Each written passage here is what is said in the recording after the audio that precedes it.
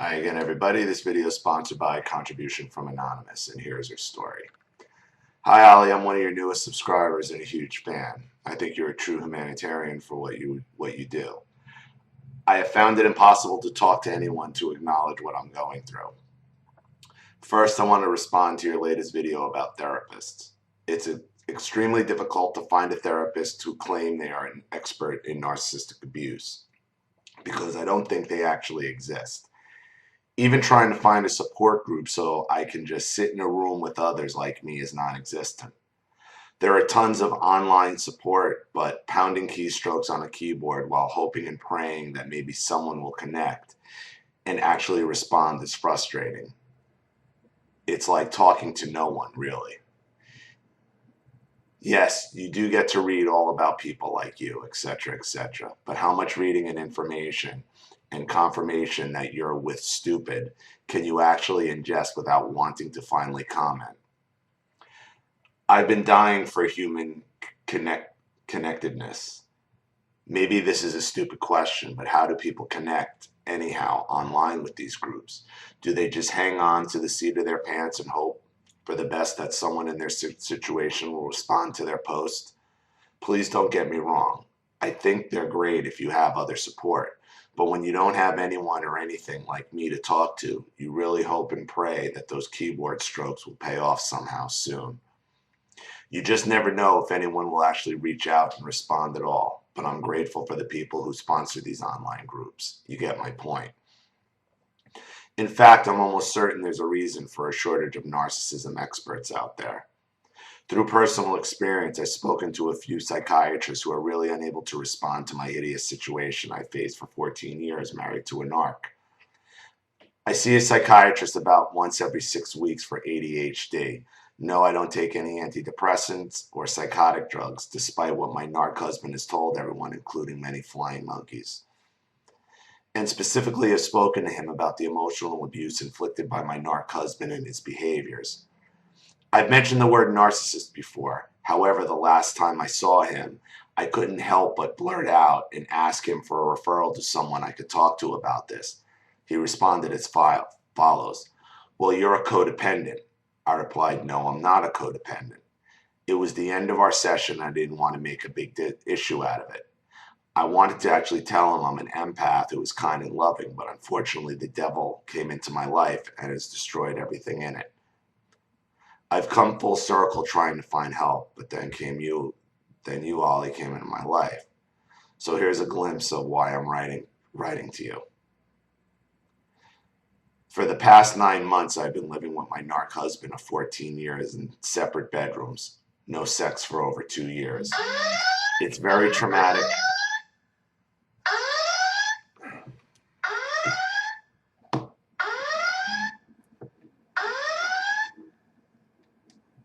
Sorry. It's very traumatic and isolating to be just 5 feet from him with closed doors between us. He always tries and starts a conversation. However, I have learned to be that gray rock. No expression, no reaction, nothing. He remains perplexed. I'm writing you because I have no one to turn to and talk to about this situation. On the exterior, it would appear that I'm confident and happy, but I get home and my stomach turns to knots and I go into isolation until my next work day, fearing the next time I open my bedroom door, he will be standing there. He tries to get a rise out of me here and there, but basically all you hear in this apartment are doors opening or closing. We don't speak. It's very tense, but I know he is dying at the opportunity to break the ice, so to speak. And so is frothing at the mouth for me to react to anything he does or says. I literally react to nothing, period. The emotional abuse, threats, bullying, financial abuse, total smear campaign, and the loss of several friends and extended family members over the years have really taken a toll on me. And all I want is peace in my life and to be alone and live with a dog in my own place for the rest of my life. I just don't want to be bothered by anyone anymore. I'm done, cooked, and fried. I pray that day comes soon as I've turned numb. I just want to go back to being me again. For people like me who isolate from everyone except for going to work, I find it absolutely exhausting to even begin a conversation about my situation and the emotions I feel inside. I am a kind-hearted soul and was blindsided by this beast of a narc. I haven't seen friends or family in a very long time, like almost 5 years, and know that most of them never cared for my narc husband. So over the last 14 years, I would usually attend solo to any of my people gatherings or functions without him, unless, of course, it was his people or his family members. My best friend lives in a faraway state whom I've known 40 years, and I dodge her phone calls and find it absolutely painful to see my phone ringing. I keep it on silent and only answer it if it's work, an appointment, etc. I hardly ever return a call that requires anything emotional. It's too exhausting right now. That being said, I've been trying to find a moment to write to you, Ollie, because I need advice and hope you can comment on something. Anything to see that I get through these next few months with a little sanity thinking. I began to think he wasn't quite right after about a year we had been together. But we were already living together when I witnessed his first raging fit, which I don't remember what it was all about. I didn't realize he was a true narcissist until just this past September in 2015. He's your textbook narc. All my dreams, self-esteem, hopes, desires, happiness, years of bad decision-making, and dark days plagued me since meeting this narc. He has brought nothing happy. He hates happy. He hates everything that is good. He truly does fit all the criteria of a narc. Bullying me while raging and pointing fingers close to my face, blocking the door and refusing to move when I ask him to. He has humiliated me in a wide array of public settings, rages, yells, blames everything on me, and has created a wedge between anyone or anything that has ever meant anything to me or remotely close to me. Everyone has slowly vanished. Things he has said about me are absolutely textbook. That I'm on drugs, he's worried about me, I'm bipolar, psychotic, a lunatic, has called me the C word many, many times over, and talks rather filthy language and profanity, i.e. racial slurs at times, although I'm uncertain if he's actually a racist. I've come to believe that people who are in my life that don't contact me any longer is because he has brainwashed them, or they do not believe me. But they just don't want anything to do with him. In any scenario, nothing motivates me to talk to anyone about him, nor try to reconnect, right now anyways. Well, these people who are disappearing from your life because of this guy are doing you a favor. Because there's a reason why you ended up with this guy to begin with, that I'm afraid you're not addressing. If you try to address everything in relation to this guy, you're going to fall into the same trap, because there's a reason why you ended up with this guy. There's a reason why the people who are abandoning you in your life are abandoning you to begin with, because they weren't really in your life. They really weren't friends, or they really weren't good family. There's a reason why you ended up with a guy like this. He has called my mother, who lives in another state, as does my sister, many times over, telling her horrible things about me. My mother is actually the only person I speak to on a regular basis.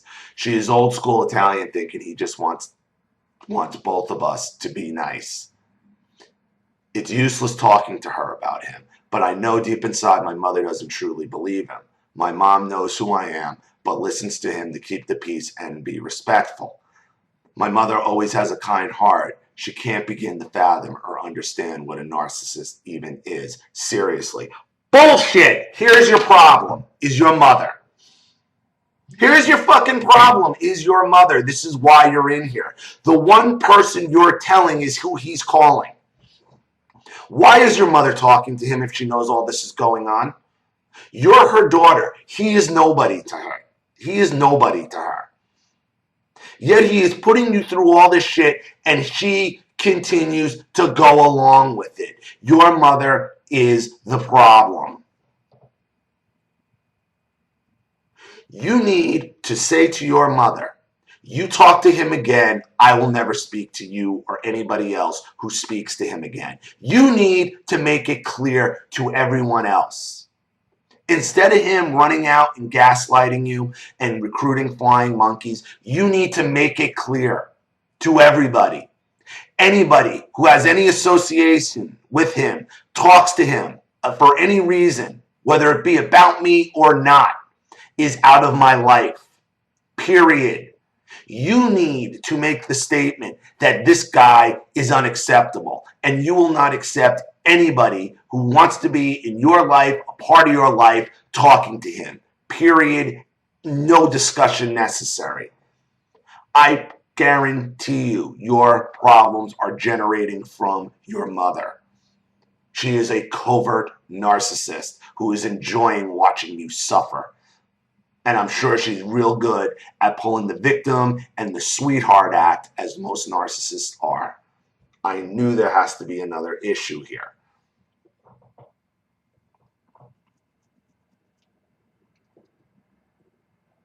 I'm having the most emotionally troubled time inside myself these past 8 months. His history is typical of that of narcissistic behavior.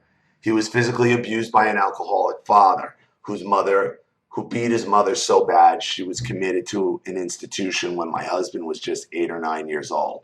Shortly thereafter, his father took care of my husband and his 5 siblings for a few years until his father was shot and killed in a bar in the middle of the afternoon.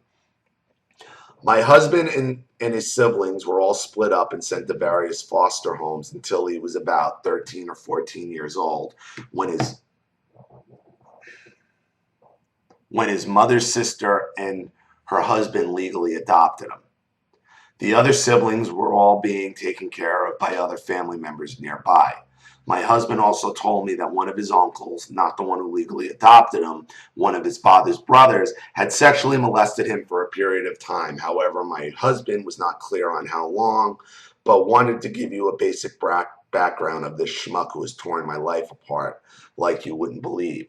His mother spent the rest of her years in that institution, passing away in her late 60s.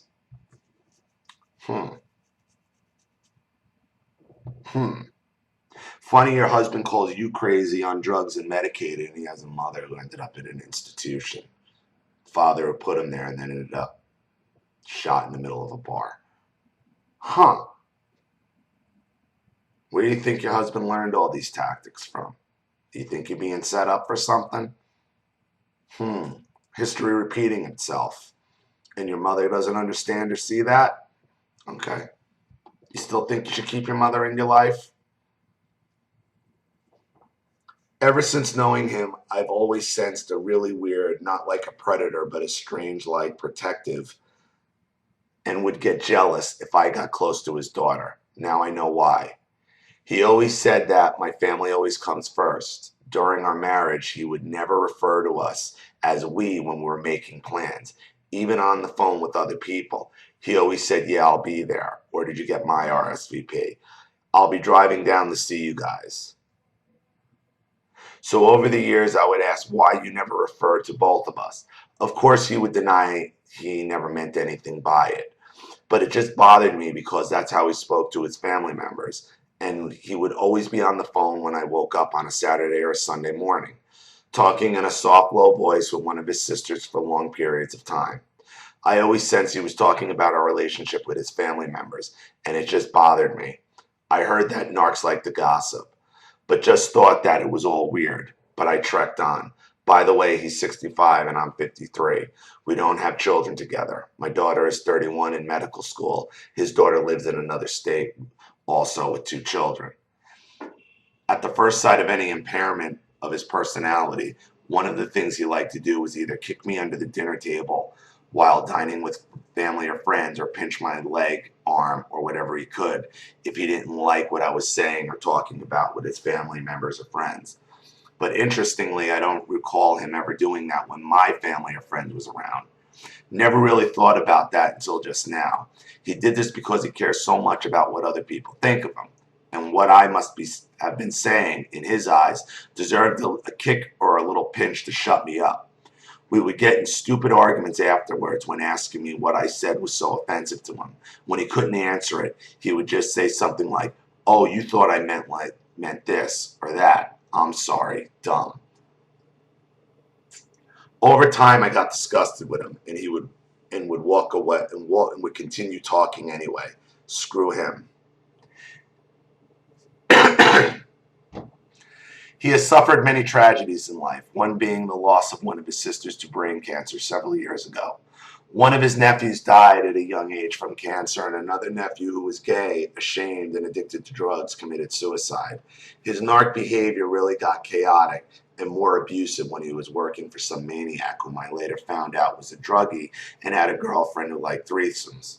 Shortly after beginning work with this guy, my husband would spend a lot of time over there and actually left me on Christmas Day and New Year's Day to spend time with them.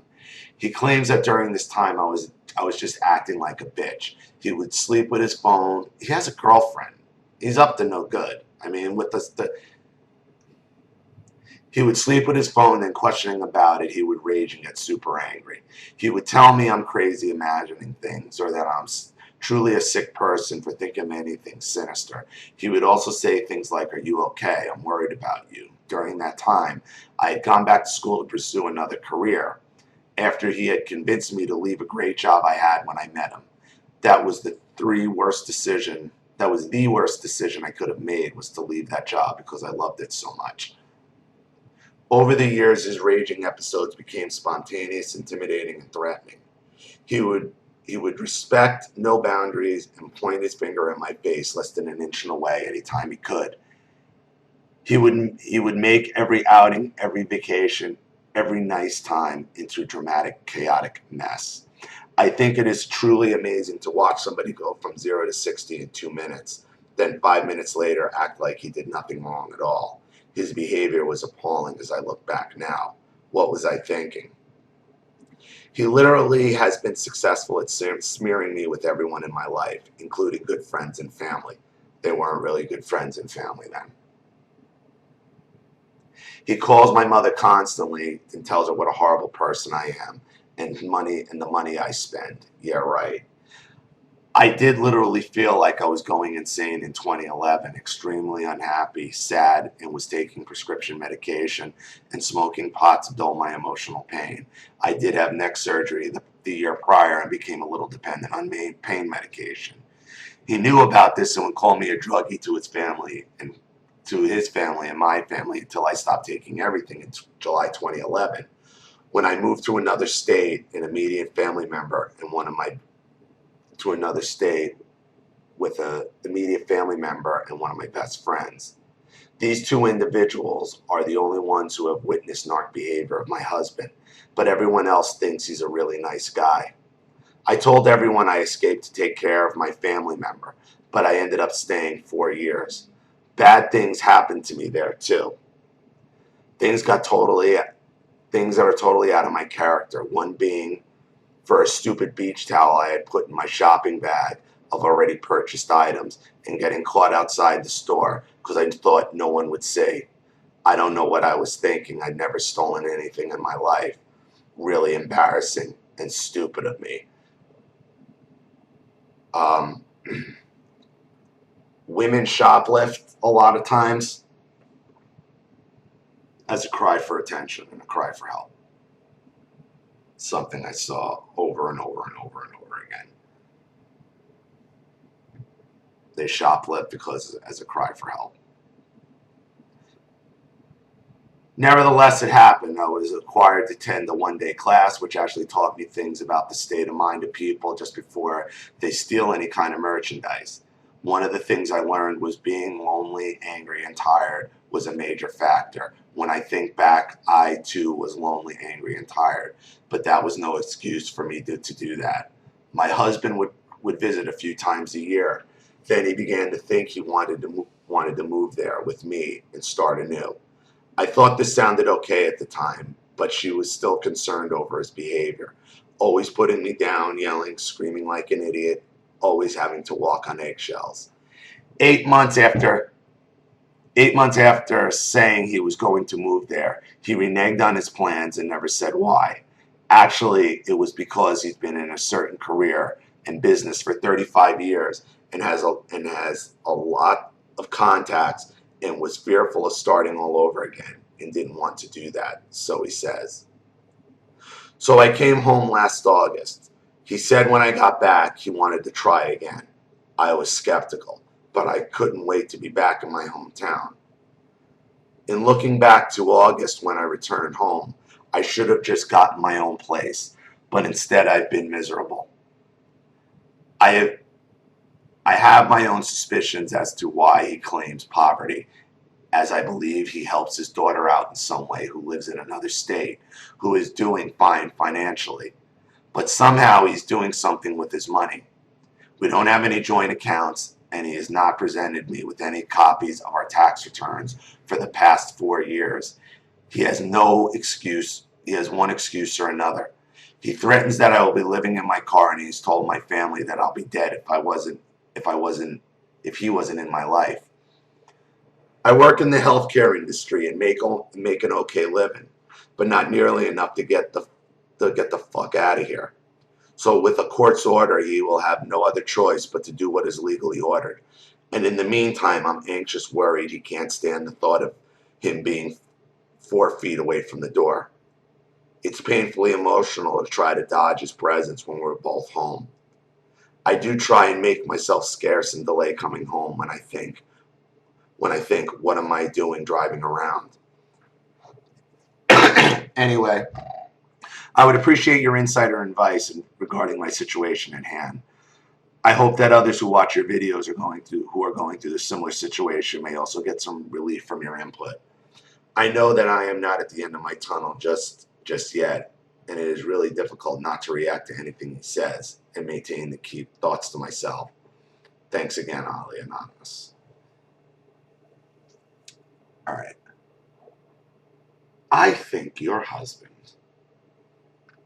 either definitely has a woman on the side, but it even sounds like he might actually have another family on the side.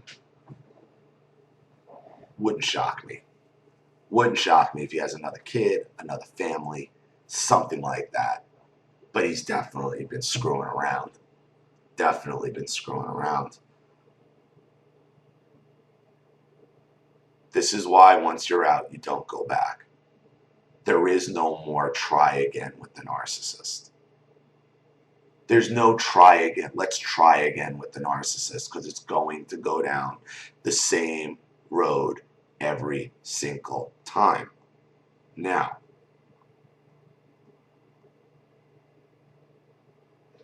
in what you wrote me in italics, which is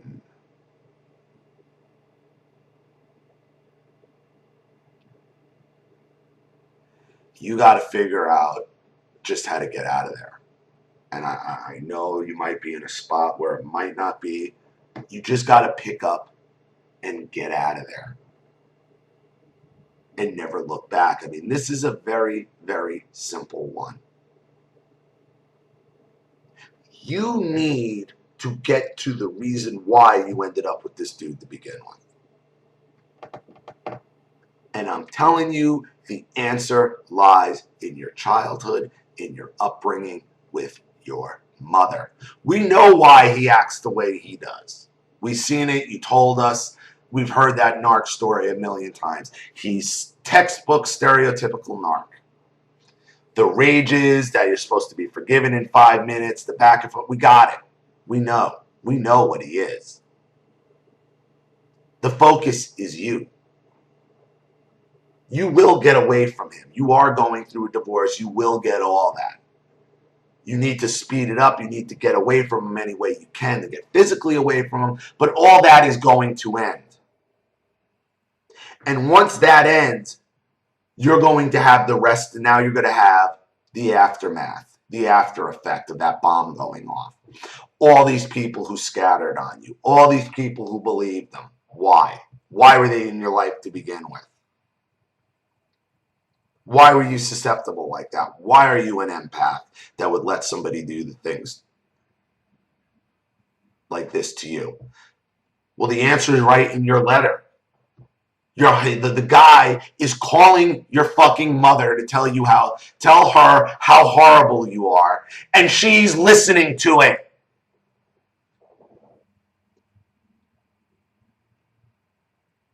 That behavior didn't just fall out of the sky from your mother. That isn't something recent. That's something she's been doing your whole life.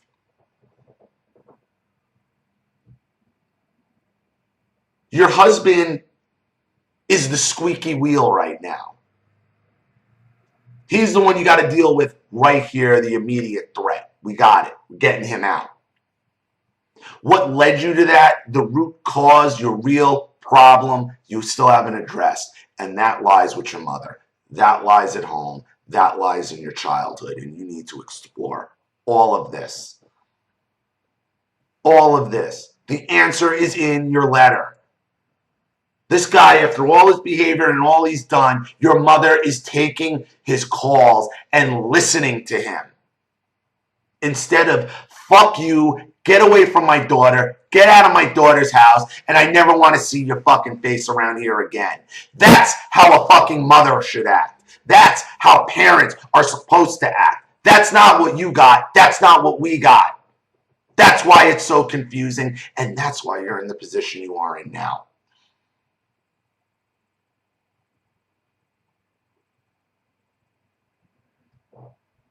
You can fix a squeaky wheel, but if you leave the wheel out in the rain, it's just going to rust again and start squeaking.